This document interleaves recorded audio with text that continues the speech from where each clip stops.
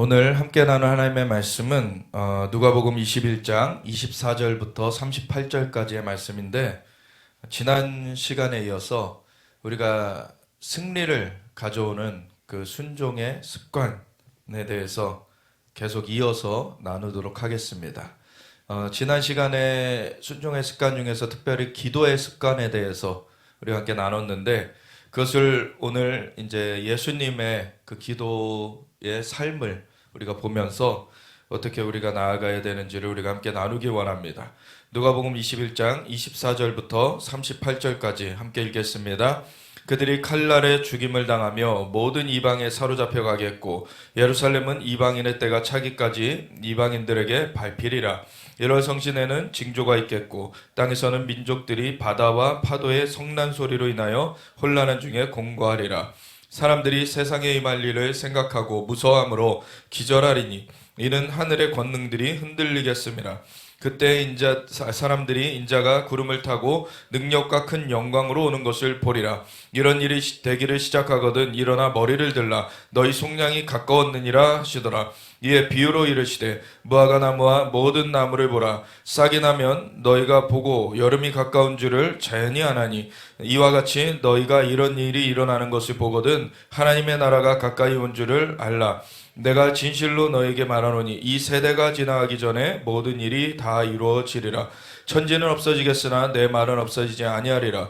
너희는 스스로 조심하라. 그렇지 않으면 방탕함과 술 취함과 생활의 염려로 마음이 둔하여지고 뜻밖의 그날이 덕과 같이 너에게 임하리라. 이 날은 온 지구상에 거하는 모든 사람에게 임하리라. 이러므로 너희는 장차 올 이 모든 일을 능히 피하고 인자 앞에 서도록 항상 기도하며 깨어있으라 하시니라. 예수께서 낮에는 성전에서 가르치시고 밤에는 나가 감람원이라 하는 산에서 쉬시니 모든 백성이 그 말씀을 들으려고 이른 아침에 성전에 나아가더라. 아멘. 하나님 감사합니다. 주님의 말씀으로 오늘도 깨우쳐 주시옵소서. 우리가 주님의 말씀으로 정말 새로워지길 원합니다. 한 걸음 한 걸음 주님과 함께 깊은 동행의 그 여정으로 온전하게 나아가지길 원합니다. 주님 붙잡아 주시고 인도하여 주시옵소서. 주님의 영으로 역사하여 주시옵소서. 성령님 환영합니다. 우리가 주님을 온전하게 순복하겠습니다. 주님 영광 받으소서. 우리 주 예수 그리스도 예수와 마시아 이름으로 기도드렸습니다. 아멘. 사실 이 마지막 때에 대하여서 예수님의 다시 오시는 그 시기, 그 시즌에 대하여서 예수님이 말씀해 주신 그러한 구절로는 마태복음 24장이 제일 유명해요. 근데 이 병행 구절들이라 그러죠. 그 예수님이 말씀하신 거를 마태도 기록을 했고 누가도 기록했고 마가도 기록했고 그리고 요한도 기록을 했는데, 요한복음은 조금 이제 특수하게 기록된 면들이 있는가 하면은 마태, 마가, 누가는 그 공통적인 사건들을 이렇게 일맥상통하게 사실은 다뤄가고 있는 그러한 가운데 그 다루는 그 초점들 그거는 약간씩은 다르죠. 왜냐하면 예수님께서 정말 어마어마한 일들을 행하셨는데 그것을 어떤 한마디로 이렇게 다 표현해내기가 힘드니까 이런 것들을 이 측면에서도 조명을 해보고 저 측면에서도 조명해보고 이렇게 되는데, 그러한 것들 중에 예수님이 이제 마지막 때에 대하여서 이제 인자가 임할 날에 대하여서 얘기해 주신 것이 마태복음 24장 그리고 마가복음 13장 그리고 누가복음 21장 여기 이렇게 나오게 되는 것이죠. 마태복음하고 누가복음을 이렇게 비교해 보면은요, 대표적으로 마태복음에서는 예루살렘이 그 군대들에게 둘러싸이겠다 이렇게 말하지 않고 거기서는 멸망에 가증한 것이 거룩한 곳에 선 것을 보거든 이렇게 나와 있죠. 근데 누가복음에는 그것이 직설적인 말로서 예루살렘이 군대들에게 에워싸는 것을 보거든 이렇게 나와 있어요. 네, 똑같은 얘기를 가지고서 이 표현이 멸망에 가져온 것이 거룩한 곳에 선다는 것이 또한 예수님께서 그것을 설명해 주셨겠죠. 그것은 바로 로마의 군대가 이 예루살렘을 에워싸는 날이 올 것이다. 그때가 이루어지는 것을 보거든 너희는 산으로 도망하라 이렇게 되어 있죠. 그래서 화를 면해라 이렇게 되어 있어요. 그래서 같은 사건이지만 같은 그 주님께서 말씀하신 그 이 내용이지만 그것이 어느 그 말에 더 포커스를 뒀는지에 따라서 이 표현이 달리 나오는 것을 봅니다. 누가복음은 좀 더 그런 표현이 그래서 직설적으로 조금 나와 있어요. 한편으로는 이 사람의 그 입장에서 더 이해하기 쉬운 측면. 제가 그 전에 한번 얘기를 드렸었죠. 마태, 마가, 누가, 요한 이렇게 복음서, 사복음서가 있는데 사실 이것이 계시록 5장에, 계시록 4장에 나오는 하나님 보좌를 둘러선 그 네 생물의 모습과 일맥상통한 면들이 있다. 첫째 생물이 뭡니까? 사자의 모습. 사자의 모습을 이렇게 네 생물 중에 하나가 보이는데 그 얼굴이 사자 같다. 그 사자와 같은 그런 그 복음이다라고 사자복음이다라고 하는 게 마태복음이에요. 그래서 마태복음은 주로 어떤 포커스에서 복음을 증거해 주냐면 하나님의 왕국, 하나님의 통치, 하나님의 왕국이라는 단어가 계속해서 나옵니다. 그래서 복음도 왕국 복음 이렇게 계속해서 나와요. 근데 그거를 한국어 표현으로는 그냥 천국 복음이라고 표현을 해놨기 때문에 약간 좀 의미가 이렇게 다르게 비춰지는 측면도 있어요. 왜냐면 하늘에만 하나님의 왕국이 이루어지는 것이 아니라 하늘에 이루어진 것처럼 이 땅 가운데 이루어지리이다. 그렇게 주님의 왕국이 임하는 것인데 그러한 주님의 왕국이 임한다는 복음이에요. 그것이 왕국 복음입니다. 그러한 측면에서 마태복음이 기록이 되어 있고 그 다음에 두 번째 생물이 뭡니까? 송아지, 소죠, 소. 그래서 마가복음이 소복음이다. 그러니까 마가복음은 뭐를 많이 주로 다루냐면 포커스가 예수님의 행하신 일, 행하신 그 기적의 사건을 그냥 심플하게 다루고 있어요. 가장 분량이 짧죠, 마가복음이. 그래서 예수님이 그 행하신 일들에 대해서 포커스를 맞춰서 그걸 그냥 그대로 기록을 이렇게 해서 해놓은 것이 마가복음이고요. 그런가 하면 세 번째 짐승, 세 번째 생물이 뭐죠? 사람. 사람의 얼굴을 하고 있는데 그래서 누가복음 같은 경우에는 인자복음이다 그래요. 그러니까 예수님의 그 12살 때 행적에 대해서도 누가복음에 나와 있어요. 예수님의 그 자라나시는 것. 그 예수님께서 그 인자가 되셔서 인자가 온 것은 잃어버린 양을 찾아 구원하려 함이라. 예수님도 자신은 인자, 사람의 아들이다 이렇게 표현을 하셨어요. 그거는 예수님이 하나님의 아들이 아니셔서가 아니라 그거는 이미 육신을 입기 전에부터 원래 그러한 것이고 예수님이 인간의 몸을 입으신 것은 그래서 사람의 아들이라 일컬어지게 된 것은 구속사역을 위해서 대속을 위해서 와주신 것이기 때문에 그 구속사역에 포커스를 맞추고 예수님의 인자되심을 포커스를 맞추고 복음서를 기록한 것이 누가복음입니다. 그런가 하면은 요한복음은 좀 다르죠. 요한복음 네 번째 생물 독수리. 그래서 예수님의 그런 이 땅에서의 관점이 아니라 예수님이 원래 하나님과 한 분이신 하나님의 말씀이시고 하나님의 빛이시다. 이것부터 증거하기 시작하죠. 요한복음은. 그래서 예수님의 신성에 대해서 포커스를 맞추고서는 기록된 것이 요한복음이에요. 그 중에서 이제 오늘 누가복음을 봤는데 누가복음은 이제 인자복음이다 이런 얘기를 드렸잖아요. 그래서 인자 이 사람의 그런 세계 가운데서 어떠한 일들이 벌어지냐를 좀 더 직설적으로 이렇게 말해주고 있는 게 누가복음이에요. 그래서 아까도 예를 드렸듯이 마태복음은 하나님의 왕국이 어떻게 임할 것이냐 그거는 영적인 것과 자연적인 것이 다 결부되는데 누가복음이라고 영적인 것을 배제한다는 게 아니라 좀 더 포커스를 이 땅 가운데 일어날 일들에 포커스를 더 맞추고 있다는 거죠. 누가복음은. 그래서 누가복음에 여기 보면은 앞에 부분은 좀 건너뛰고 우리가 24절부터 보게 됐는데 24절에 그들이라고 나오는 거는 그 이스라엘 백성들이 칼날에 죽임을 당하며 모든 이방에 사로잡혀 가겠고 예루살렘은 이방인의 때가 차기까지 이방인들에게 밟히리라. 이것이 실제 예수님께서 예언하신 대로 그렇게 미리 알려주신 대로 이루어졌죠. 그것이 AD 70년에 AD 67년부터 해가지고 로마가 예루살렘을 에워싸기 시작했어요. 그리고 3년 만에 예루살렘을 함락시켜 버립니다. 그리고 예수님께서 예언하신 대로 그 성전에 돌 위에 돌 하나도 남겨지지 아니하고 다 무너뜨려질 것이다. 오늘날에 그러면 통곡의 벽이라고 웨스터몰 예루살렘에 있는 그것은 뭡니까? 그거는 2000년 전부터 있던 거 그대로 있다라는 것인데, 그거는 성전 터의 벽이에요. 성전의 벽은 다 무너뜨려졌습니다. 성전 터가 있고 그 위에 성전이 세워져 있었는데 성전의 그 돌은 돌 하나도 남지 않고 다 무너뜨려졌어요. 예수님의 예언 그대로 된 것이죠. 근데 성전 터도 거의 대부분 무너져 내렸는데 그 성전 터 중에서 서쪽 벽 일부가 남아있는 것이 지금의 통곡의 벽인 것입니다. 그래서 거기에서 유대인들이 계속해서 모여가지고 통곡한다라는, 그래서 통곡의 벽인데 뭘 놓고 통곡을 합니까? 성전이 무너져 내린 것에 대해서, 성전이 다시 세워져야 되는, 그래서 성전을 다시 회복하여 달라고 통곡하고 있는 벽이 그 통곡의 벽인 거예요. 성전 터의 벽을 붙들고 기도를 하고 있는 것이죠.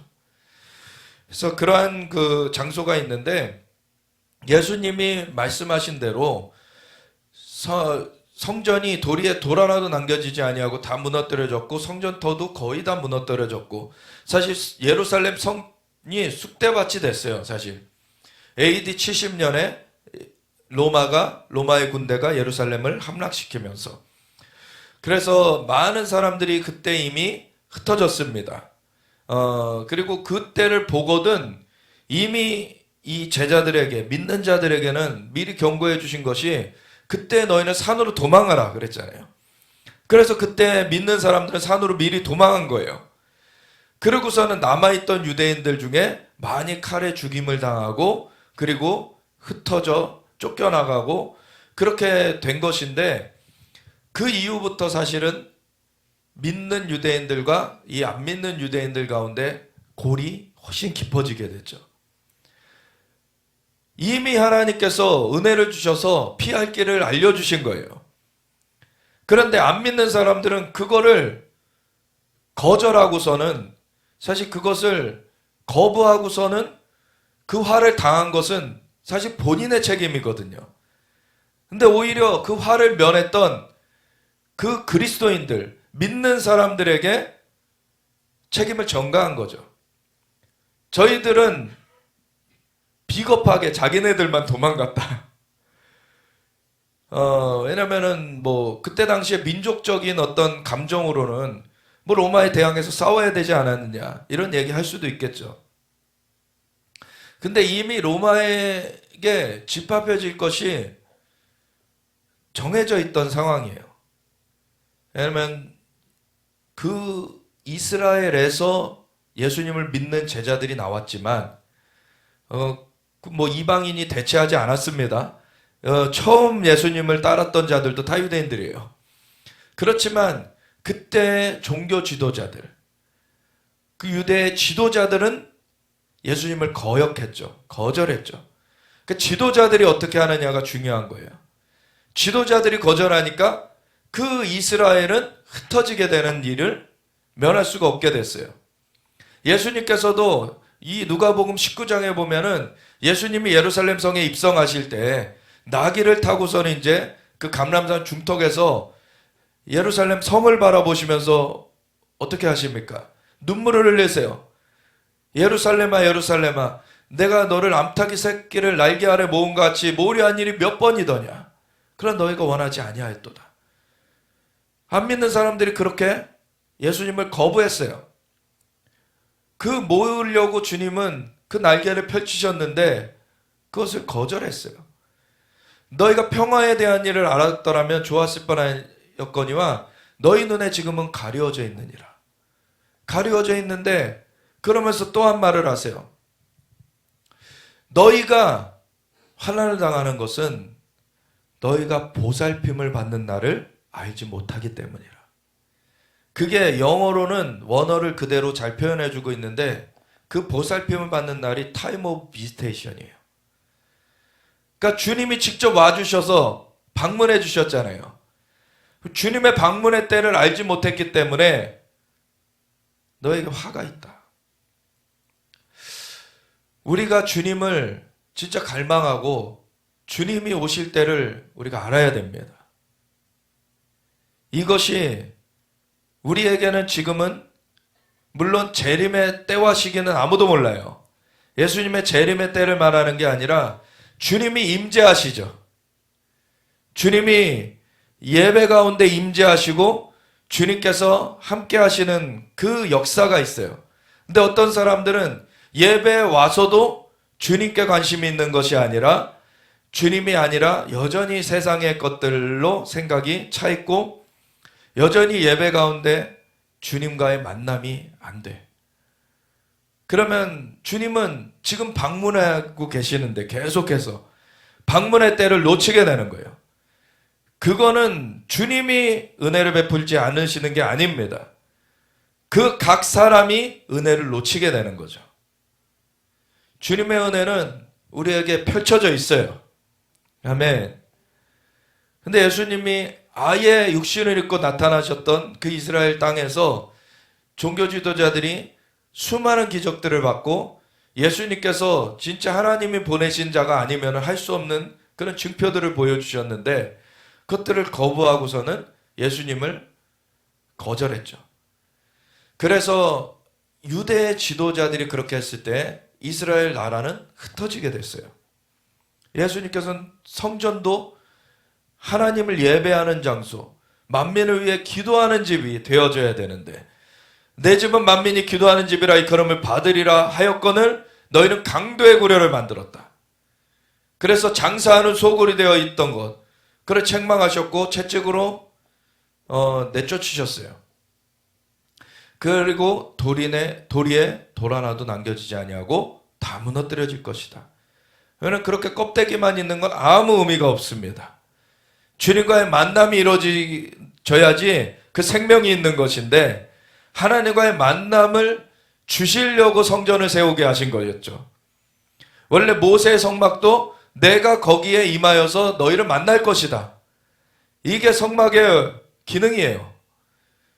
그리고 성막이 나중에는 이제 언약궤가 빼앗겼다가 다시 되찾아질 때 다윗이 그것을 천막 아래에 두고서는 24시간 365일 하나님을 예배하는 그 다윗의 장막을 세웠죠. 그때는 막힘없이 하나님 앞에 은혜를 받게 되었어요. 하나님께서 그 사이에 막힘을 의도하고 주시려던 게 아니라 사실은 막힘을 주셨던 거는 그대로 죄가 있는 상태로 하나님을 보면 죽게 되기 때문에 하나님은 그 사이에 가림막을 두셨던 거죠. 근데 다윗은 하나님의 마음을 알았던 자, 하나님 마음에 합한 자, 정말 하나님의 마음을 알고 하나님을 추구하는 그 하나, 그 원팅을 하였던 그 다윗 같은 경우에는 그 중간에 휘장을 두지도 않고 찬양하는 것을 365일 하나님 앞에 올려드리게 되었을 때 하나님의 임재가 항상 거기에 머물러 계셨어요. 하나님이 만나는 장소가 되게 하겠다. 이 핵심을 다윗은 분명하게 알았던 거예요. 그 만남을 갈망했고 그 만남을 놓치지 않았어요. 365일 24시간 365일 하나님 앞에 예배를 올려드릴 때 다윗의 장막 가운데는 그 예배하는 자들에게 예언의 영이 다 임해가지고 예언을 계속해서 선포하게 되죠. 거기선 새 노래가 불려졌어요. 시와 찬송과 새 노래가 있는데 시편, 그 시를 미리 기록한 것을 하나님 앞에 낭송할 수도 있는데 그리고 그것을 곡조로 올려드릴 수도 있죠. 찬송이 있을 수 있죠. 근데 미리 기록한 것이 아니라 그때 하나님께서 주시는 말씀을 그대로 선포하는 새 노래가 있었어요. 그런 것들이 많이 시편에 기록되게 된 것이죠. 그래서 우리가 시와 찬미와 신령한 노래로 서로 화답하며 주님을 찬양하는 것으로 우리가 나아가는 것이 하나님을 만나는 그 자리 가운데서 이루어지는 것입니다. 이런 것들이 교회 안에 풍성해져 가야 돼요. 그러한 주님 앞에서의 그 만남의 시간, 그러한 것이 깊어질수록 우리가 영생은 유일하신 참 하나님과 예수 그리스도를 그의 보내자 예수 그리스도를 아는 것입니다. 많이 어떤 법칙적으로 뭔가 교리를 알면은 구원을 얻을 것으로 잘못 생각하죠. 그럼 바리새인들과 같은 거예요, 사실은. 바리새인들이 성경을 열심히 연구했어요. 그렇지만 성경에서 말하는 예수님을 못 알아봤어요. 성경에서 증거하고 있는 메시아를 붙들지 않았어요. 그러니까 너희가 성경에서 영생을 얻는 줄 알고 성경을 상고하거냐, 성경은 내게 대하여 증거한 것이니라. 예수님을 만나지 못하면은 성경을 아무리 연구해도 그 사람 구원 얻지 못하는 거예요. 대표적인 예가, 교회 안에 속하진 않았지만 대표적으로 성경을 자기가 안다고 강의하는 자 중에 예수님 못 만나가지고 지금 그냥 그대로 영원한 형벌에 갈 수뿐이 없는, 돌이키지 않으면 영원한 형벌에 갈 수뿐이 없는 자, 스톤이라는 자도 있죠. 그런 사람, 그런 경우가 근데 밖에서는 그렇게 명확하게 보여지는 그 예인데, 그러한 모습을 한 교인들도 많아요. 성경 좀 안다고 나중에 그래서 그렇게 하나님 앞에 열심을 냈는데 나중에는 벗어난 자 중에 누가 있습니까? 니골라. 계시록에 보면 니골라 당의 행위를 하나님 미워하신다 그러시죠. 니골라 당은 자기가 못 좀 안다고 따로 분파를 만들어가지고 교회를 찢어버린 거예요. 그래가지고 그 니골라 당의 행위에 대해서 하나님은 싫어하신다, 미워하신다. 니골라가 7지사 중에 하나잖아요. 처음 안수받았던. 그때 안수받는 사람들의 조건이 뭐였냐면 성령과 지혜가 충만한 자예요. 이미 성령 충만했고 지혜가 충만했던 자예요. 그런 자 중에서도 선택되어 가지고 7집사 중에 선택되게 되었는데, 근데 교만하여 가지고 떨어져 나간 거예요. 우리가 끝까지 하나님의 은혜를 의지해야 됩니다. 우리가 주님의 은혜 아니면은 우리가 어떤 수단으로 구원을 얻습니까? 주님이 우리를 먼저 찾아와 주셨기 때문에 우리가 건진바 되게 되었어요. 끝까지 의지해야 되는 건 하나님의 은혜입니다. 그래서 주님과의 만남을 우리가 뭔가 안다라고 소홀히 하면 안 돼요. 주님과의 만남을 가져야지 주님 앞에 은혜를 계속해서 우리가 덧입고 주님 앞에서의 우리 그 도우심을 입어서 살아가게 되는데, 그런 걸 등한시하게 되면은 은혜가 말라버리게 되죠. 그러면은 그걸 대체하는 것을 찾아요. 세상의 것들로 대체하기 시작합니다. 세상의 어떤 돈, 지위, 명예 이런 것들을 더 추구하기 시작하고, 그리고 하나님의 은혜가 말라버리니까 이제 분열을 일으키고 자신의 지적인 그러한 욕망, 자신의 지적인 높아지고자 하는 마음, 그런 것들로 사람들을 가르게 돼요. 그래서 생겨나는 것이 이단입니다. 이단은 결국엔 그 욕심의 열매예요. 그래서 이단에 지금 빠져있는 사람들, 근본적으로는 사실 그러한 욕심에 이끌린 것들이 있습니다. 근데 그 중에서 이제 젊은 층에 속해 있는 사람들은 아직 굳어지기 전에 그들에게도 다시 정말 돌이킬 수 있는 기회가 주어지길 원하는데, 여기도 보면은 이단들 와가지고 젊은 그 여자애들 한 뭐 20대 후반쯤 됐을까? 20대 중후반? 한 3명이 모여가지고 또 포교하려고 다니더라고요. 그런 애들 다시 좀 돌이켜 와야 되겠다. 그들이 예수님을 만나지 못했기 때문에 지금 성령님을 사실은 경험치 못해서, 예수님을 제대로 영접하면은 성령님이 임하시고 성령님께서 인도해 가시는데, 성령님을 실제로 만나지 못했기 때문에 거짓된 자가 보혜사라고 나오는 걸 쫓아가죠. 어떻게 인간이 보혜사입니까? 거룩한 영이신 성령님이 보혜사입니다. 그 영이 함께 거하시지 않으면은 로마서 8장 9절에 분명히 얘기하죠. 그리스도의 영이 없으면 그리스도의 사람이 아니라. 그리스도의 영이 있어야지만 그리스도의 사람입니다. 그래서 우리가 그러한 주님과의 만남이 우리 안에 내주하시는 성령님으로 말미암아 계속해서 우리 가운데 있어요. 근데 그것도 우리가 육신을 입고 있는 동안에 세상에 더 관심을 가지게 되면 세상의 것들을 더 채우게 되죠. 근데 성령님께 관심을 가지게 되면 성령님으로부터 오는 것을 우리가 더 채우게 돼요. 그래서 영으로서 육신 행실을 죽여야 너희가 산다. 영으로서 인도함을 받는 자들이 하나님의 아들이다. 그런 자들을 피조물들도 고대하고 있다.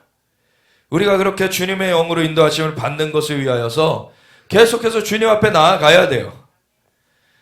그러면 주님 앞에 나아가는 자들을 주님께서는 상 주신다 그러셨어요. 믿음이 없이는 하나님을 기쁘시게 못하느니 하나님께 나아가는 자는 반드시 그가 계신 곳과 자기를 찾는 자들에게 상 주시는 이심을 믿어야 할지니라. 아멘. 주님이 우리를 채워주셔야 우리가 그거를 승리함으로 나아갈 수가 있는 것입니다. 그래서 우리가 끝까지 주님을 의뢰해야 돼요. 근데 이스라엘 백성 가운데 주님께서 육신을 입고 보여지게 나타나셨는데도 사실은 지도자들은 거부했어요.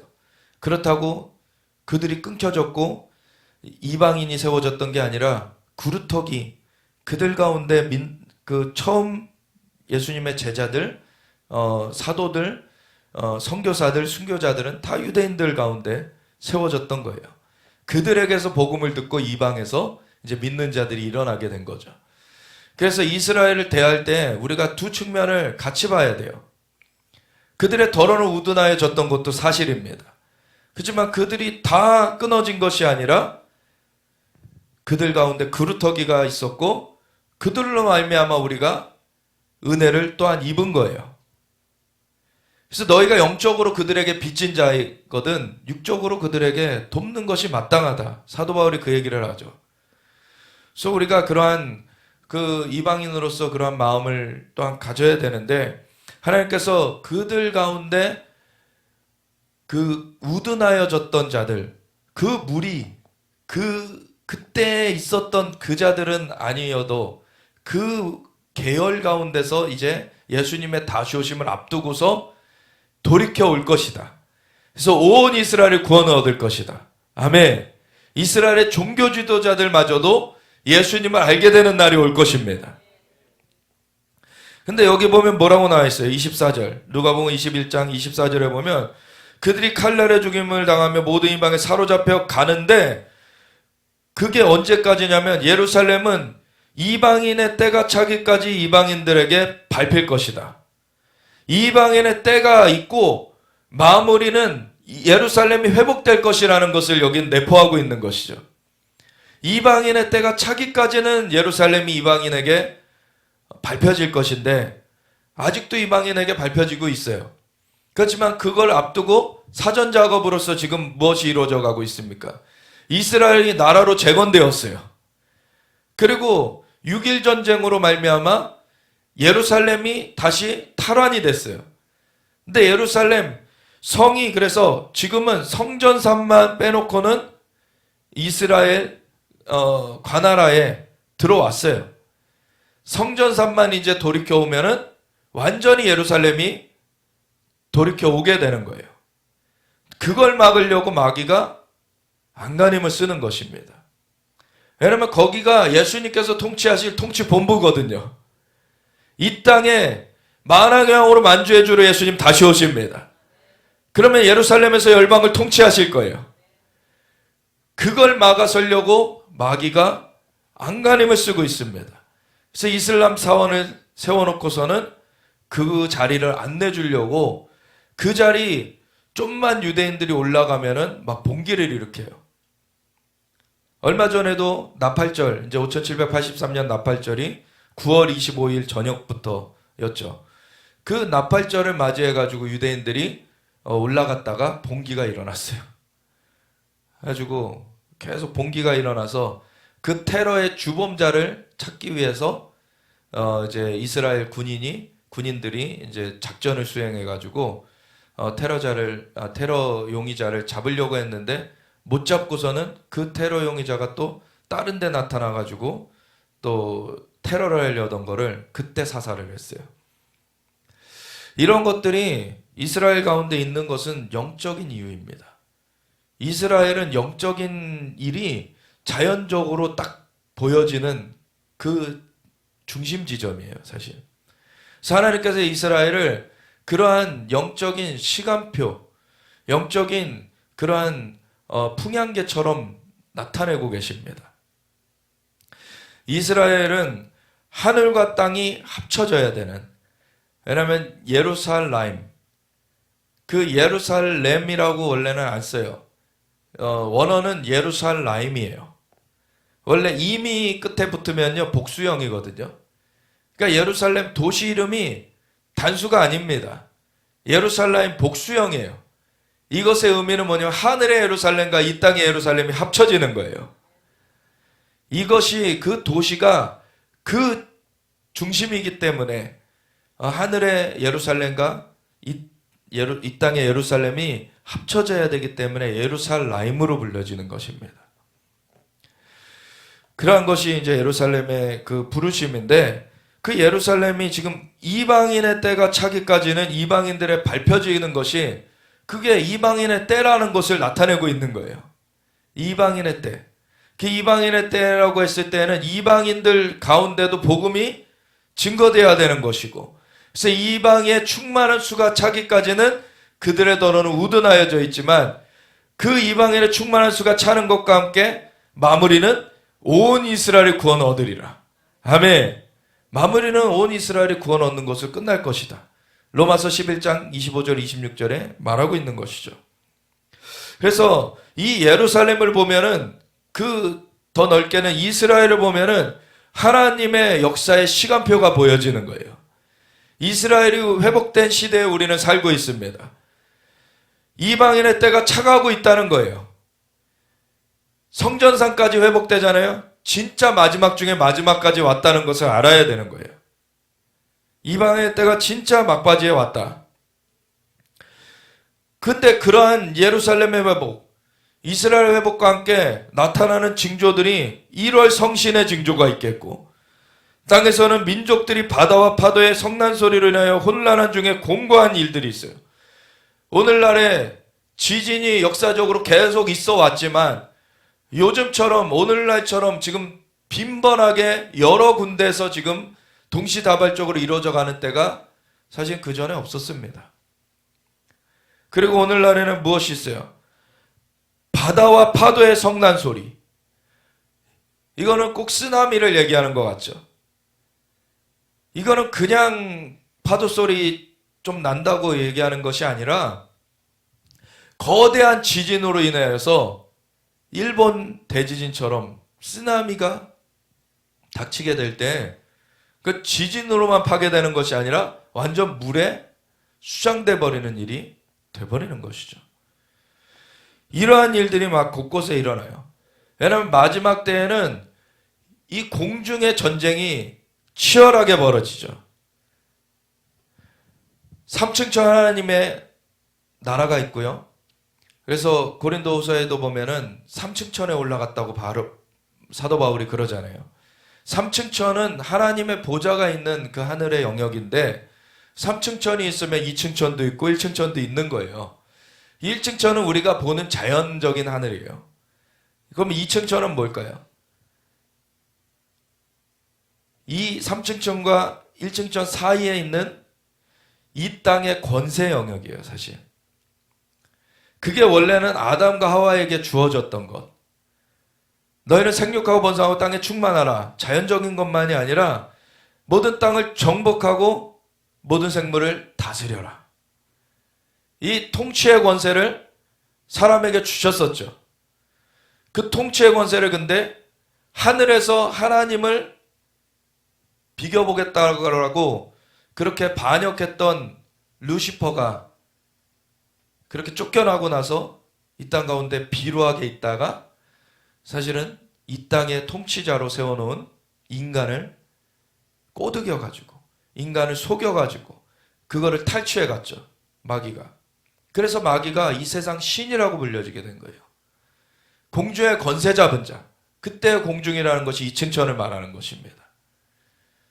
그 이 땅의 권세 영역을 마귀가 그렇게 빼앗아가게 됐는데, 하나님께서는 그렇게 두고 끝내시는 것이 아니라 하나님께서 창조주시기 때문에 사실은 하나님께서 그냥 끝이라고 선포해도 사실 할 말이 없는 거예요.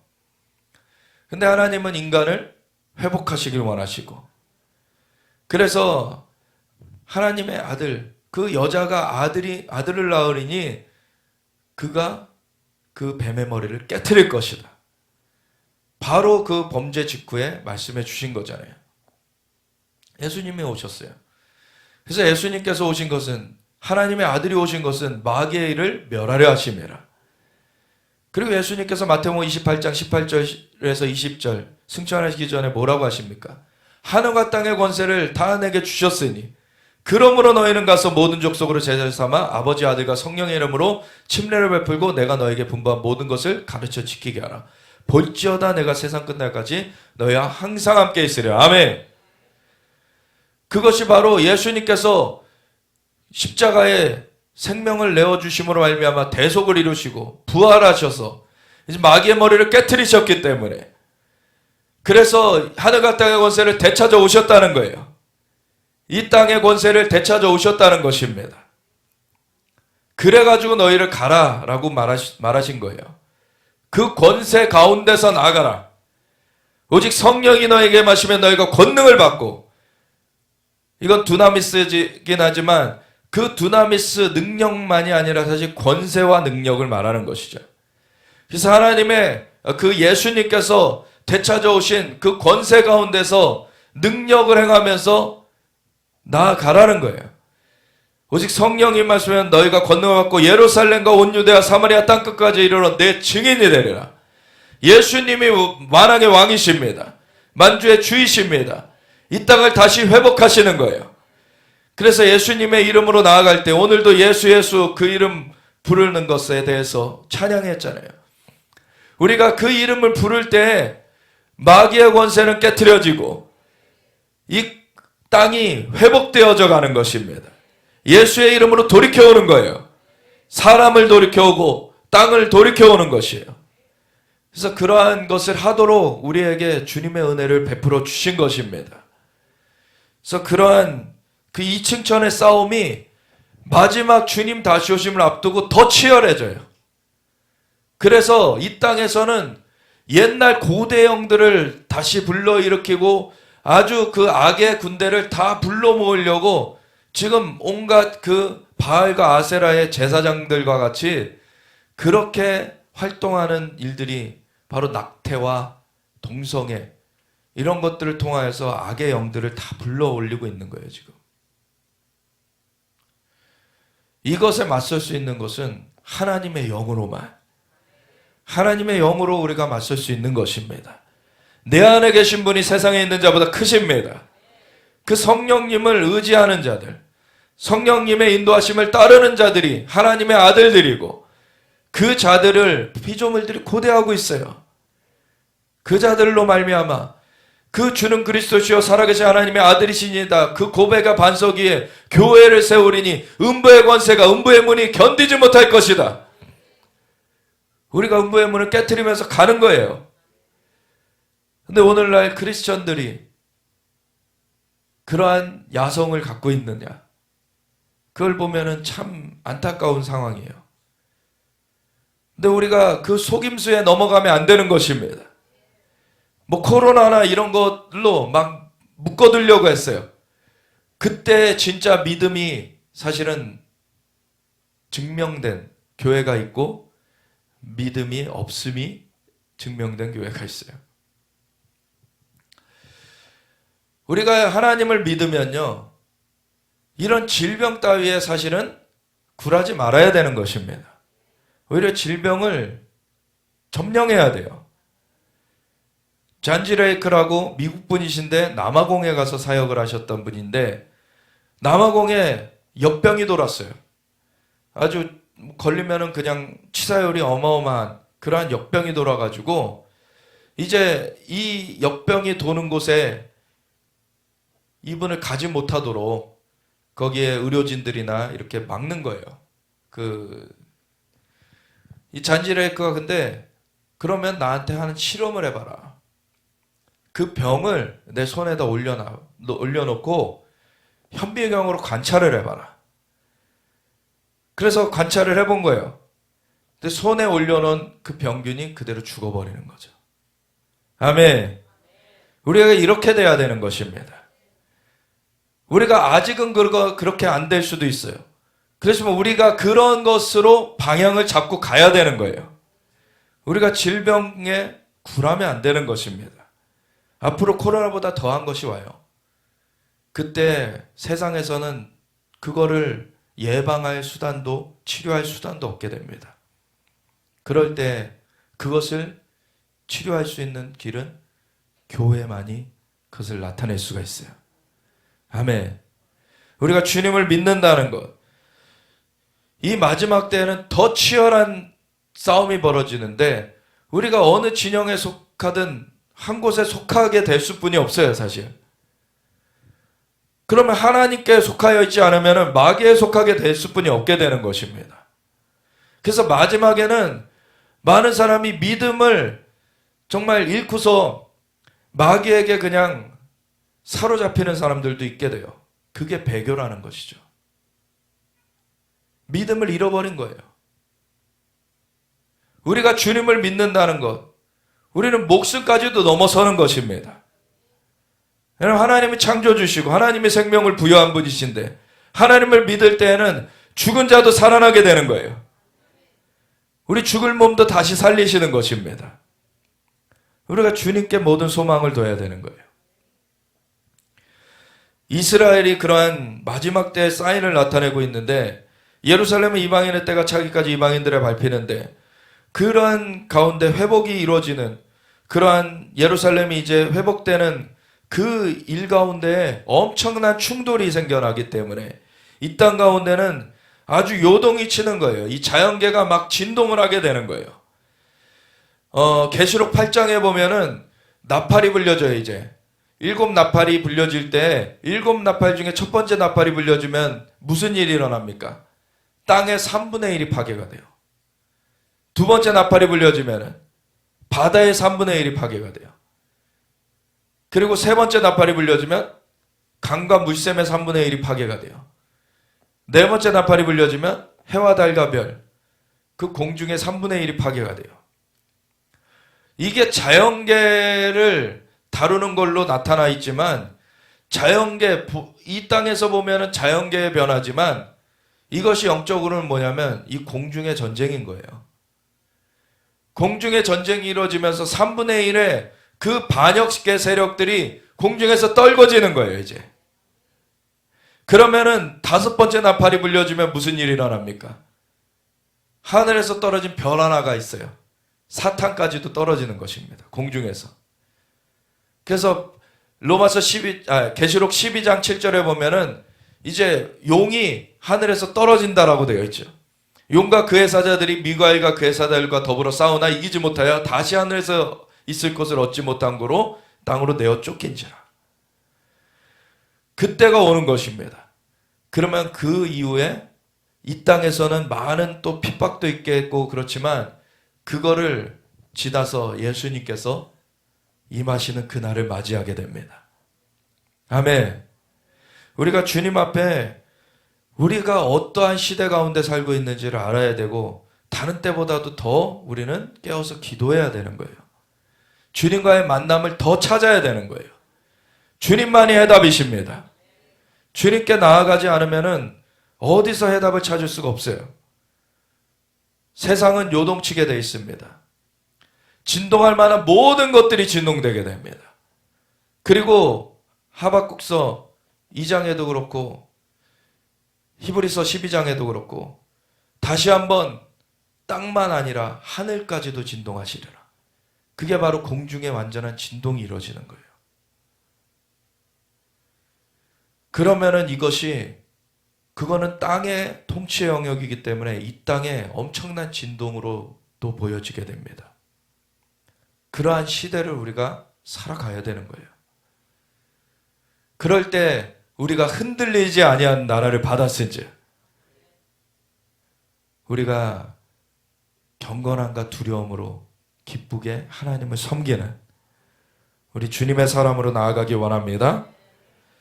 그래서 민족들은 바다와 파도의 성난 소리로 인하여 혼란 중에 공고한데 우리는 하나님 품 안에서, 주님의 품 안에서 평강을 누리게 되는 거예요. 그래서 사람들을 그 길로 인도해야 되는 것이죠. 사람들이 세상에 임할 일을 생각하고 무서워함으로 기절하리니, 기절초풍할 일들이 벌어지는 거예요, 사실. 이는 하늘의 권능들이 흔들리겠습니다. 아멘. 이게 공중에 그런 변동이 이루어지는 거예요. 근데 그 종국은 예수님께서 임하시는 것입니다. 그때 사람들이 인자가 구름을 타고 능력과 큰 영광으로 오는 것을 보리라. 아멘. 주님이 다시 오시는 그날까지 우리는 믿음을 굳건히 하며 나아가야 됩니다. 그래서 슬기로운 다섯 처녀처럼 우리가 기름을 준비할 수 있을 때 준비해 놔야 돼요. 그래야 어두워질 때 그것을 통과할 수가 있습니다. 슬기로운 그 다섯 처녀, 어리석은 다섯 처녀, 열 처녀의 비유를 보면은요, 똑같이 어두움의 때를 맞이해요. 신랑이 더디오매, 밤은 깊었고 신랑이 더디오매 졸며 잘세. 힘든 시기를 같이 겪습니다. 성경 어디에서도 사실은 힘든 시기 전에 우리를 데려가신다는 얘기가 없어요, 사실은. 어떻게 보면은 환난전 휴거를 얘기하는 쪽에서 이렇게 들이미는 구절 중에 하나가 빌라델비아 교회를 향하여서 너희가 나의 믿음을 지켰으니 너희에게 환난의 때를 면하여 주겠다. 이런 말을 한 것을 그 환난전 휴거시킬 것이다. 이런 걸로 얘기를 하는데 그거는 환난을 통과해서 이기게 하신다는 거예요. 환난을 이기게 하신다는 겁니다. 그리고 예수님께서는 때를 감하시면서 임하신다 그러셨어요. 예수님이 임하셔야지 우리가 올라갑니다. 예수님 오지 않으셨는데 올라가면 이상하게 된 거죠. 딴 데 가는 거예요. 예수님이 오셔야지 가야 되는 거예요. 예수님 모시지 않았는데 딴 데 따라가면 안 됩니다. 예. 요즘에는 사실 뭐 기술적으로도 이상한 일들을 사실 많이 준비하죠. 대표적으로 뭐 일론 머스크 같은 자는 뭐 적외도 위성을 3,000개나 띄워가지고 지금 인터넷망을 다 깔아놨는데 전 세계적으로 위성을 띄워놨는데 뭐 그 통신망으로 감시하는 것은 일도 아니고 사실 이제는 뭐 로봇도 만들었잖아요. 그럼 로봇 기술로 해가지고서는 뭔 짓을 벌일지 사실 별의별 일들이 사실 앞으로 기상천외한 일들이 나올 겁니다. 그리고 예전에 그 네피림들이 있었죠. 마지막 날에는 노아의 때와 같을 것이다 그러셨어요. 롯의 때와 같을 것이다. 롯의 때는 동성애가 창궐했고 노아의 때에는 네피림들이 강하게 있었어요. 이런 것들이 우리 시대에 또 보게 되는 일입니다. 그럼 네피림들과 인간의 힘으로 싸우겠다고요? 우리가 영적인 권세가 있어야 돼요. 내 안에 계신 분이 세상에 있는 자보다 크십니다. 우리는 우리 성령님이 함께 하심으로 알면 승리하는 거예요. 그거를 계속해서 훈련해야 돼요. 성령님과 함께하는 훈련. 그러려면 기도의 자리를 놓치면 안 되는 것입니다. 계속 기도해야 되는 거예요. 주님께서 다시 오시는 그날까지. 그래서 그때 원처 흔들림이 있고 그 다음에 주님이 오실 것이라 그러신 거예요. 그때 사람들이 인자가 구름을 타고 능력과 큰 영광으로 오는 것을 보리라. 이런 일이 되기를 시작하거든 일어나 머리를 들라 너희 속량이 가까웠느니라. 이때에는 주님이 함께 하시는 그 날이기 때문에 완전하게 우리를 건지시는 날이기 때문에 이미도 세상 끝날까지 너희 항상 함께 있으리라. 성령으로 함께하고 계십니다. 성령으로 함께한 자들이 다시 오시는 주님과 만나지는 거예요. 우리 안에 이미 그 증거를 주셨습니다. 그러면서 이에 비유로 이르시되 무화과 나무와 모든 나무를 보라. 무화과 나무가 대표적으로 나와 있는데 무화과 나무는 이스라엘에 대한 상징입니다. 이스라엘을 무화과 나무로 비유해서 주님이 말씀하시고 그러시는데 싹이 나면 너희가 보고 여름이 가까운 줄을 자연히 아나니. 이 카츠와 카이츠, 그 여름과 이 종말 마지막, 이 말이 거의 원어상에는 거의 똑같아요. 그것을 이제 주님이 그 음률로 이렇게 만들어서 말씀을 하셨는데, 이 여름이 가까운 줄을 아는 것은 무화과나무에 싹이 나는 걸 보면은 너희가 그 징표를 보지 않느냐. 근데 아까 예루살렘을 얘기했잖아요. 예루살렘이 회복되는 것을 보면 너희는 알아야 된다, 이 얘기를 하시는 거예요. 이와 같이 너희가 이런 일이 일어나는 것을 보거든 하나님의 나라가 가까이 온 줄을 알라. 주님이 이제 오실 날이 가까웠다. 아멘. 천지는 없어지겠으나 내가 진실로 너희에게 말하노니 이 세대가 지나가기 전에 모든 일이 다 이루어지리라. 세대를 말씀하세요. 때와 시기는 아무도 알지 못해요. 예수님이 오시는 그 때와 시기를 우리가 특정해서 알 수가 없습니다. 맨날 오겠다, 다 이단이에요. 그건 잘못된 겁니다. 근데 주님은 시즌을 알라고 하셨어요. 너희는 시대의 징조를 알아야 된다. 너희가 그 전날 하늘이 붉으면 날이 맑겠다 하겠고, 그날 아침에 하늘이 붉으면은 날이 굳겠다 하나니, 너희가 하늘의 징조, 이 자연적인 징조는 분별하면서 왜 하늘의 징조는 분별할 수 없느냐. 주님이 오히려 책망하셨었죠.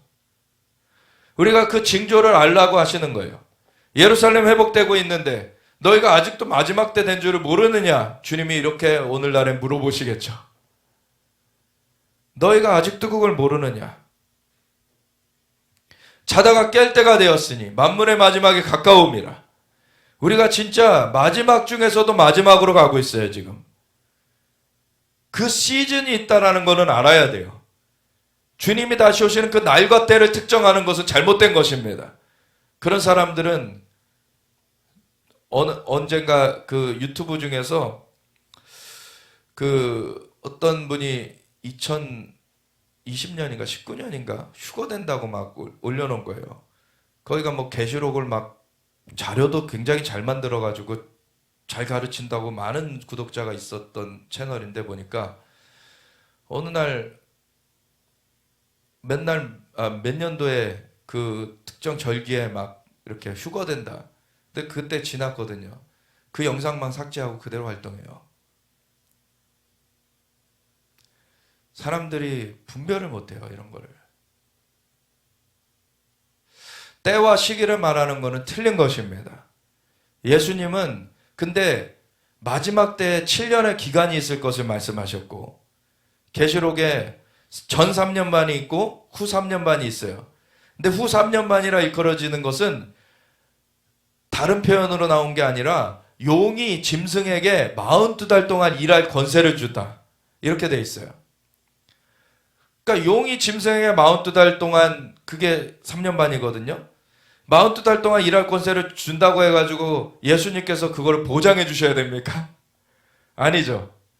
그러니까 주님께서는 그 때를 감하시면서 임하시겠다는 거예요. 아멘.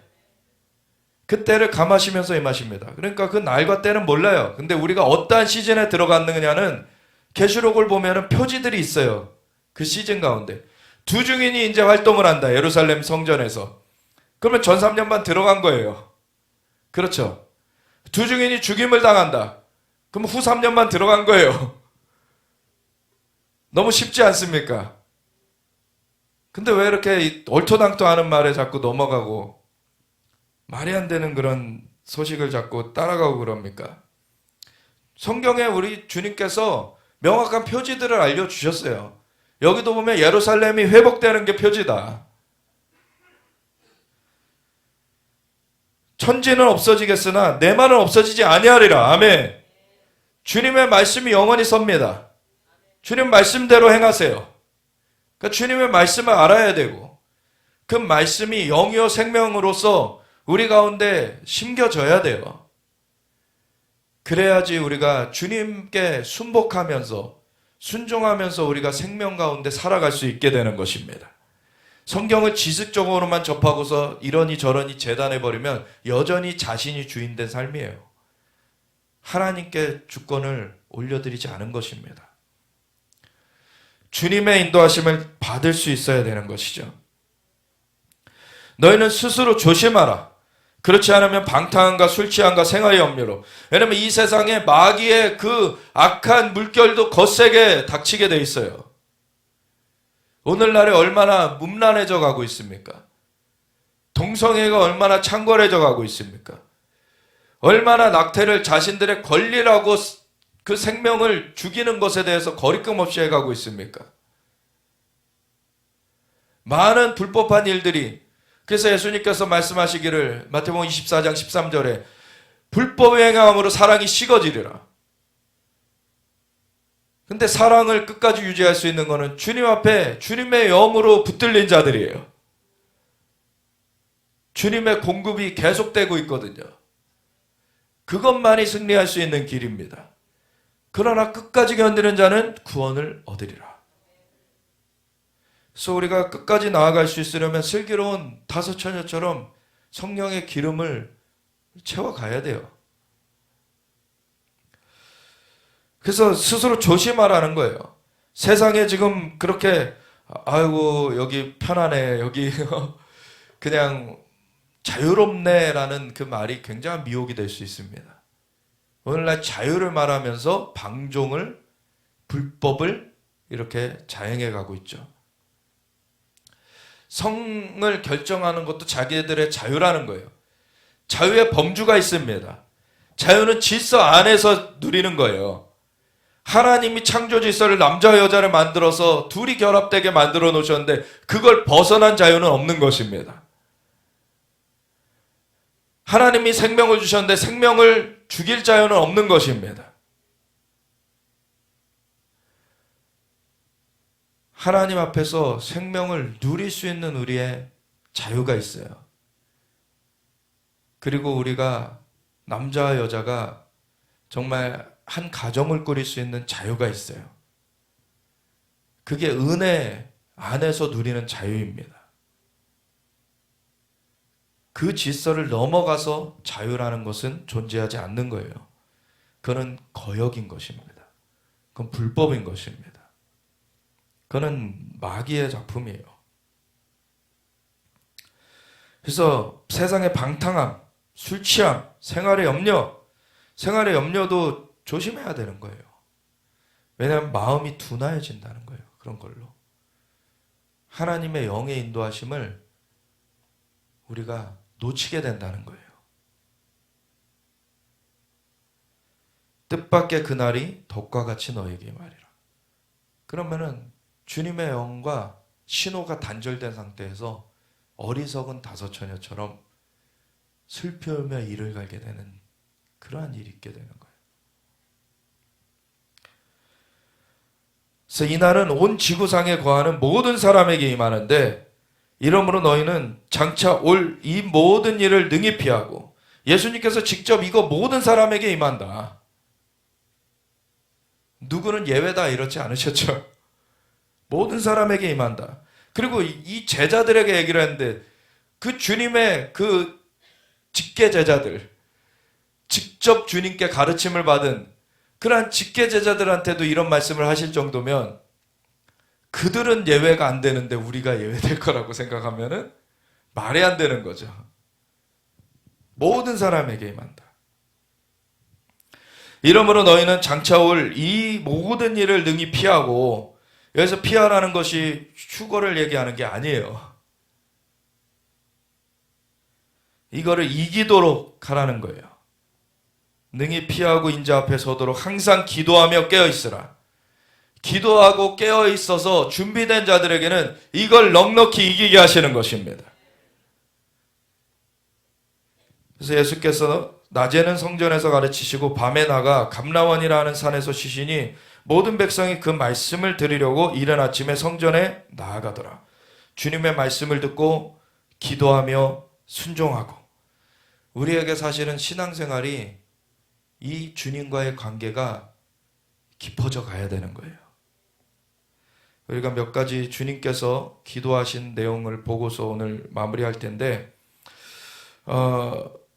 마가복음 1장 35절부터 보시면은 새벽 아직도 밝기 전에 예수께서 일어나사 나가 한적한 곳으로 가서 거기서 기도하시더니 새벽 기도를 하셨어요. 예수님이.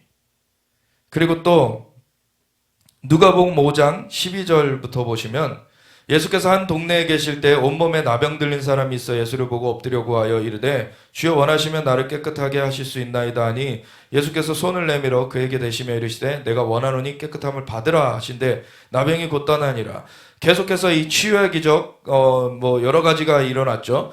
예수께서 그를 경고하시되 아무에게도 이르지 말고 가서 제사장에게 내 몸을 보이고 또 내가 깨끗하게 됨으로 인하여 모세가 명한 대로 예물을 드려 그들에게 입증하라 하셨더니 예수의 소문이 더욱 퍼짐에 수많은 무리가 말씀도 듣고 자기 병도 고침을 받고자 하여 모여오되, 사실은 사역이 어마어마하게 사실은 풀어졌기 때문에 예수님을 따르던 무리가 수만 명이었어요.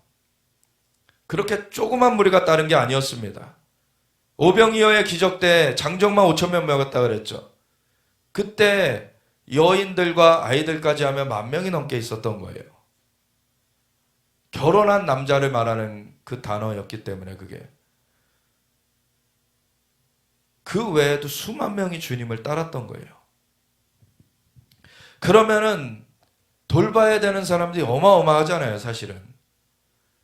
예수님의 제자들로 또 돌보게 하시고 하셨는데 예수님께 만짐을 받으려고 사람들이 얼마나 밀고 나왔겠습니까?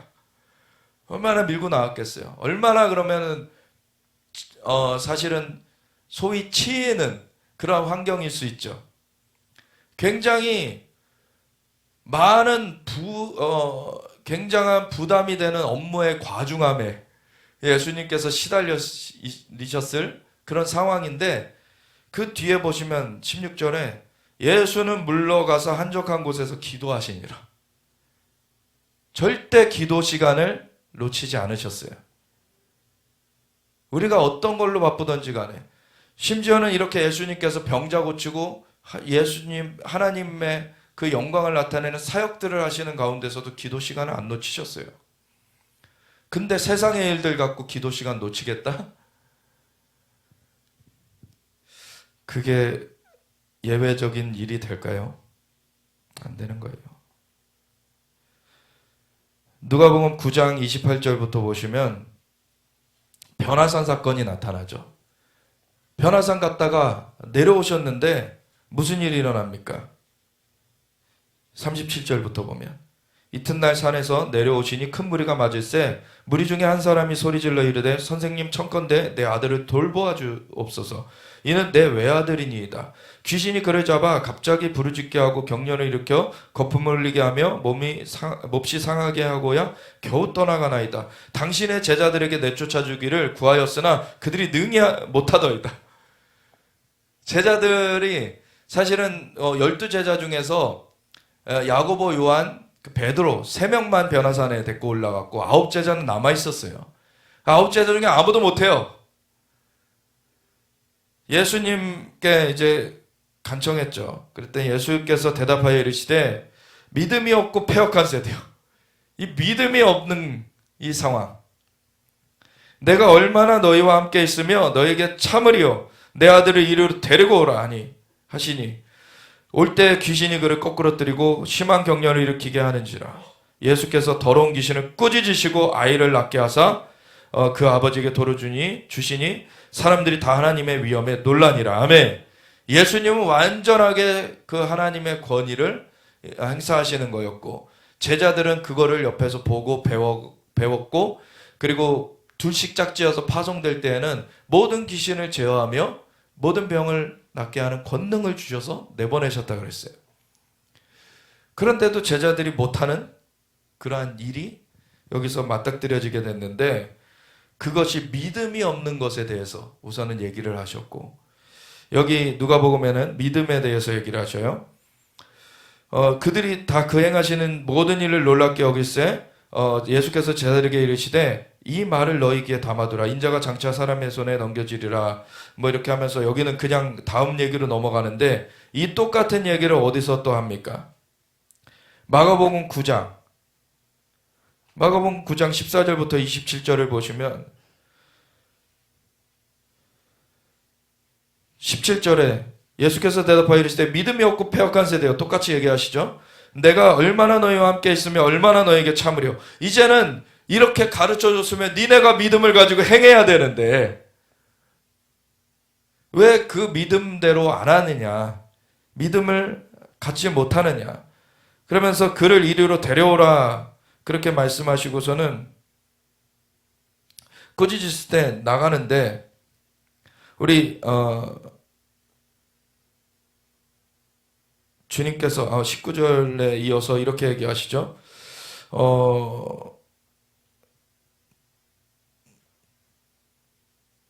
그 뒤에 너 이런 유는 금식과 기도 외에는 나갈 수 없느니라. 그러니까 우리가 어떠한 그 영역은 금식하면서 기도해야지 해결되는 영역이 있어요. 그러니까 제자들이 예수님을 따라다녔지만 예수님의 그 영역으로 깊이 들어가지 못한 거예요, 아직. 예수님께서는 근데 나를 믿는 자는 내가 하는 일을 저희도 할 것이요 그보다 큰 일도 아니니 이는 내가 아버지께로 가미라. 아버지께로 가면 보혜 성령을 너에게 보내주리라. 성령님을 받은 사람들은 예수님이 하는 일 하고 그보다 큰 일을 한다. 질적으로는 큰 일을 할 수는 없지만 전 세계를 다니며 예수님께서 이스라엘에서만 하신 거를 전 세계를 다니며 할 수 있어요. 아멘.